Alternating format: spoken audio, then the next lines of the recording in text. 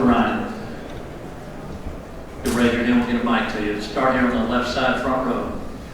Hey Ryan, David Cornwell was healthy pretty much for the first time in his entire athletic career this spring. What were your impressions of him at 100%, and what specifically do you think he needs to work on to somehow win the job? I think every quarterback's a little bit different, and David brings a special skill set. He's a tall guy, a long arm, and can really throw it out there. But I don't want to talk about the quarterback, just individually. I want to talk about the entire collective group because it's still up in the air who's going to be the starter.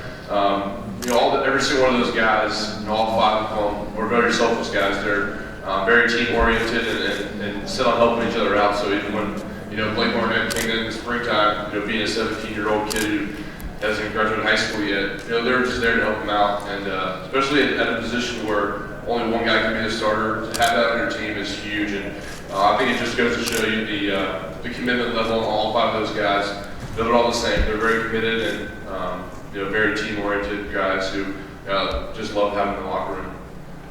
Staying on the front row, go ahead. Ryan, the experience you brought to the position and playing the position you do, knowing the calls, all that on the offensive line, what have you, in terms of ownership, taken of trying to help out the guys in the guard spots and then also trying to replace Shepard at the right tackle? Yeah, I think when I first got here, Barrett and Blows, that's what they taught me, was that's what the center position entails, and that comes with the title.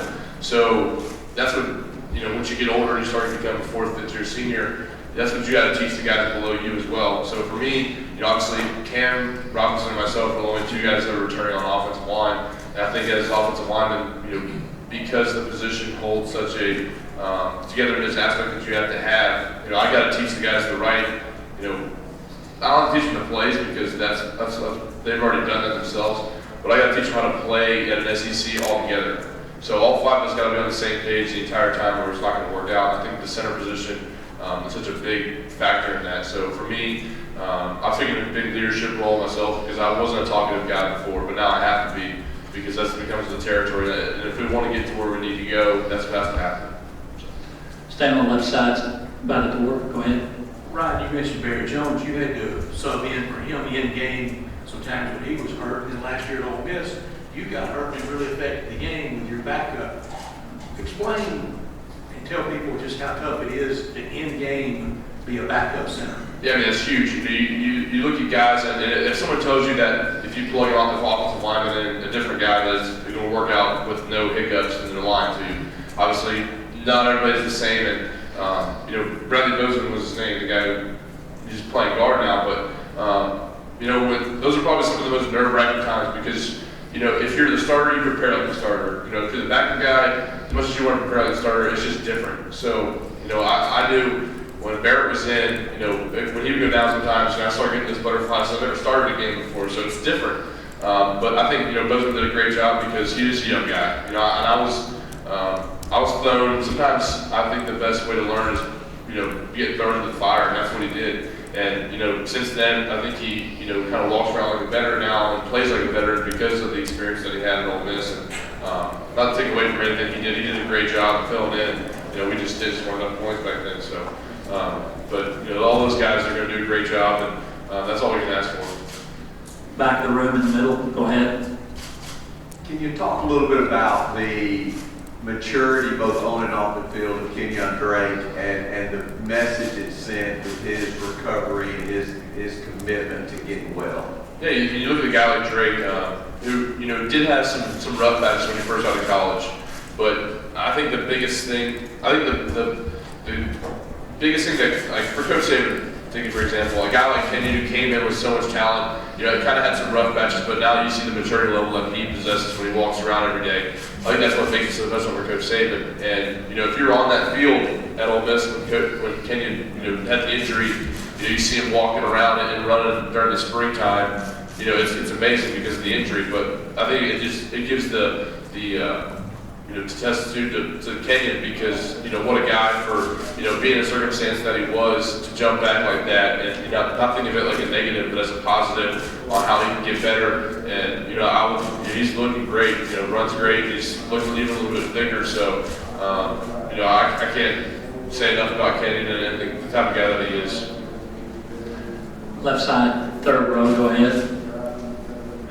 Ryan, last year you guys ran for a little bit more than 5 yards a carry, finished 28th in the FBS in average yards per carry, which is your lowest finish since I think 2008. First of all, how do you get that average up? And then secondly, is that something you feel like you guys have to improve on to finish where you want to finish this season?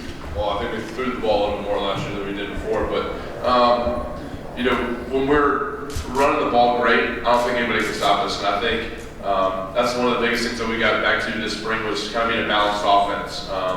You know, we do the no-huddle stuff, you know, we do that every now and then, but we don't want to shy away from what Alabama is and what's made us where we are now, which is a powerhouse offensive line who can run the ball against anybody. And when we're doing that as an offensive line, I think that nobody can beat us. So as an offensive line, just speaking on their behalf, I think we think that, you know, that's the biggest thing we have to do is that you look at every great team that's ever played or won, they've had a great offensive line because they can carry them that far in offense. And that's what we've really tried to do this offseason, and that's what we're going to continue to do. Staying on the left side, second row, go ahead. Ryan, I think Coach Saban a little while ago said the team may have ran out of gas a little bit, transitioning to the no-huddle offense last year. I guess, what are your thoughts on that, and just more generically as well, you know, what was the transition like, or things that you had to adjust to offensively? You know, the SEC is a grind. I mean, I don't think anybody can deny that. You know, week in and week out, if you're playing, it doesn't matter. It doesn't matter who you're playing, but if you don't prepare the way you're supposed to, anybody can get beat. And, you know, I know a lot of guys were, you know, probably a little banged up, but that's just how we play. We get through it. And I think that's, you know, I think Coach Cochran has, you know, kind of altered our workouts to, you know, maybe get us a little bit more prepared in the back season, keep us a little bit more fresh, but without taking away from, you know, what we do best. You know, we grind, you know, 365 every day of the year, and that's just what makes Alabama. You know, the bar is set that high for a reason, and you know, that's how we've won games in the past. That's how we're continuing to win games. Front row here on the left, this will be our final question for Ryan. Mentioning that grind of the SEC, how is it for a player to not only have that schedule, but also to open with the type of opponent you do at a neutral site? I guess every year you've been there. Yeah, every opening game has been a big game for us. We've always been a great opponent, and I think it really, the first game always tests the team, you know, to see what we got. You know, we didn't play great against West Virginia last year, but you look at towards the end of the season, we really came together as a team, and I think it kind of tests, you know, how together we are. And I think this team's a little bit special because, you know, I've never seen a team that's more selfless, you know, since I've been here. You know, everybody's, you know, willing to help each other out. And, you know, we are a young team, but I think we have, you know, we're full of talent just like every year. And I know that Wisconsin is going to be a big challenge for us, and I think it's going to be a great testament to, you know, what we do around here, and you know, looking forward to seeing how we come out. Thank you, Ryan.